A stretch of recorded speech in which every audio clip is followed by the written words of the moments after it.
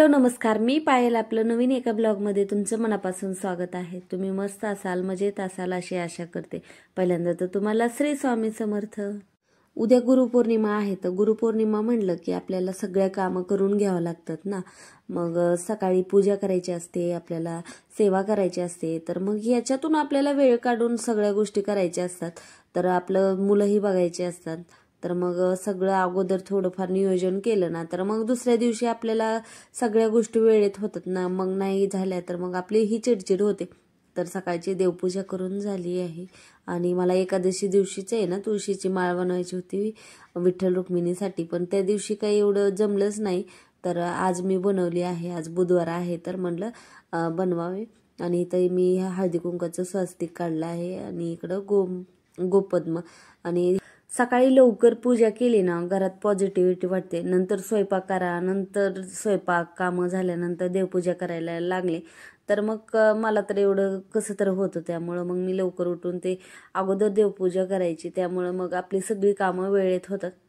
तर आता इथं आहे ना, मी स्वामींसाठी वस्त्र शिवणार होते, कारण आता उद्याच्याला गुरुपौर्णिमा आहे. तर गुरुपौर्णिमा म्हटलं तर काहीतरी स्वामींसाठी विशेष म्हटलं काय करावं. तर माझ्याकडे इकडं पैठणीचा कपडा होता, तर पैठणीचा कपड्याचं शिवावं म्हटलं, कारण जरा पारंपरिक आणि खूप छान दिसतात पैठणीच्या कपड्याचे. त्यामुळं मग चला म्हटलं. आणि खूप सोप्या पद्धतीने शिवता येतात घरी, आणि आपल्याला जेवढे साईजमध्ये आता साईजमध्ये पाहिजे जसं पाहिजे तसं शिवता येतं. त्यामुळं आणि खूप सोपं आहे शिवण्यासाठी. त्यामुळं मग मी बाहेरून आणण्यापेक्षा घरीच असं शिवते.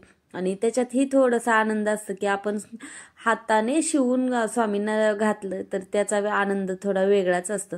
त्यामुळं मग मी घरी शक्यतो शिवते आणि शिवण्यास वेळही लागत नाही, त्यामुळं पटकन होतं. फक्त काय होतं की मशीनवर बसायचं आता माझ्यासाठी तर एक टास्कच आहे, कारण मुलगा जेव्हा झोपेल नाहीतर मग सर घरी असेल तेव्हाच मी शिवू शकते, नाहीतर तो मशीनवर येऊन बसतो. त्यामुळं मग हात घालतोय का मग त्याच्याकडे लक्ष, आणि एकदा माझं बोट जाता जाता राहिलं त्याला बघत बघत त्या सुईमध्ये. त्यामुळं मग मला थोडीशी भीतीच वाटते.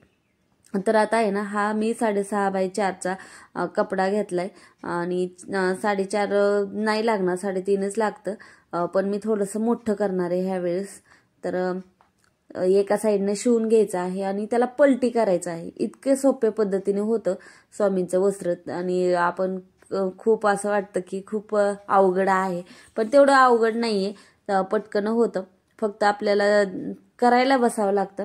आणि माझ्याकडे असे वस्त्र मी खूप शिवले आहेत आता, आणि छान वाटतं घरी शिवायला. तेवढंच आपल्या हाताने स्वामींची सेवा तेवढंच आहे. पलटून घ्यायचं आहे आणि आता मोठा असल्यामुळं तर लगेच पलटलं जातं, एवढं असं हे होत नाही.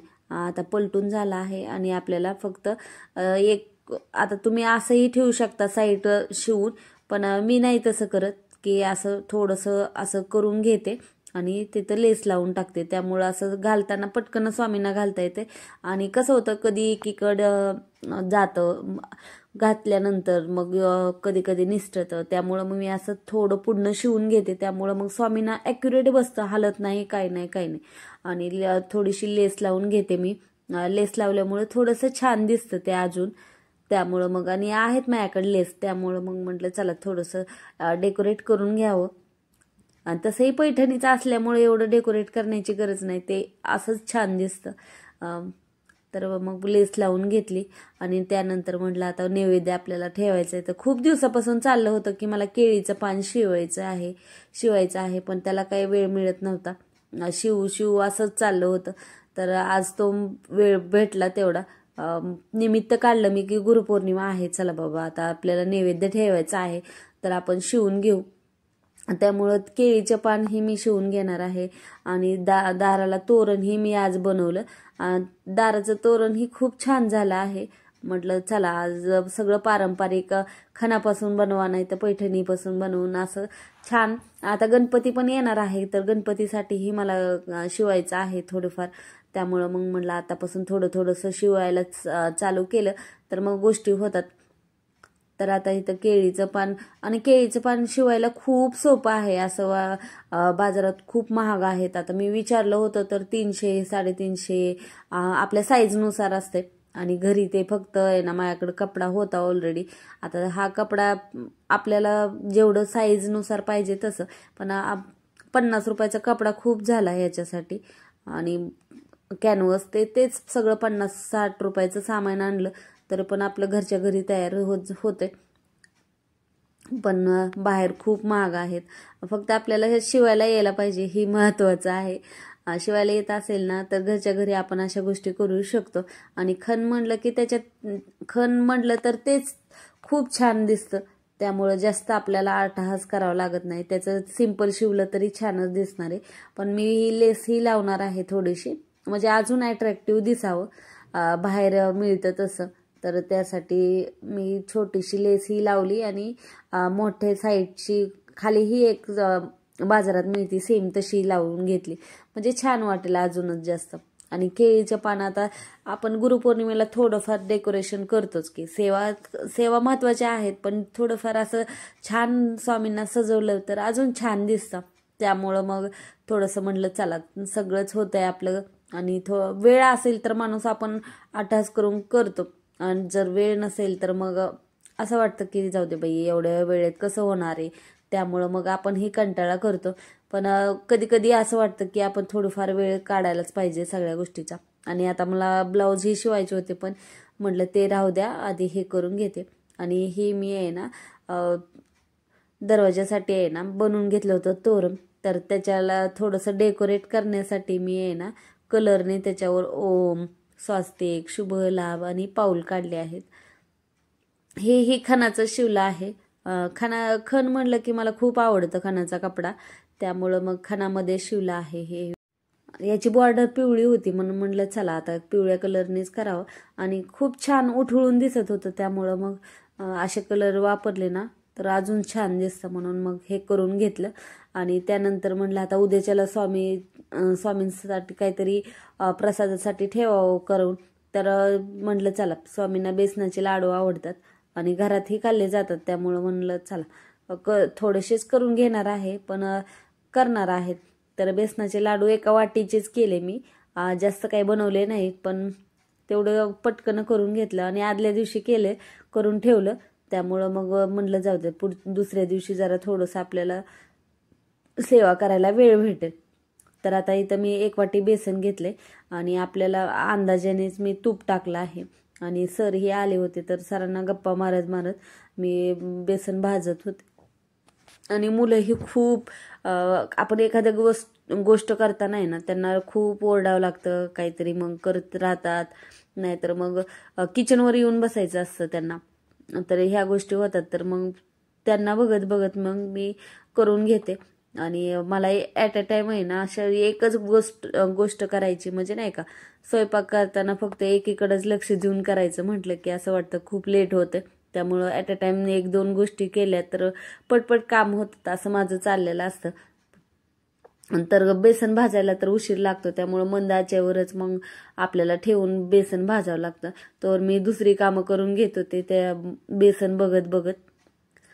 तर आता इथे छानपैकी भाजून झालं आहे. आणि याच्यात मी पाणी मारलं होतं थोडंसं, त्यामुळं असं रवेदार होतं. तर आता इथं माझं बेसन भाजून छान झालं आहे. आणि भाजल्यानंतर आता हे खूपच गरम आहे, तर थोड्या वेळ मी ठेवून देईल तसंच.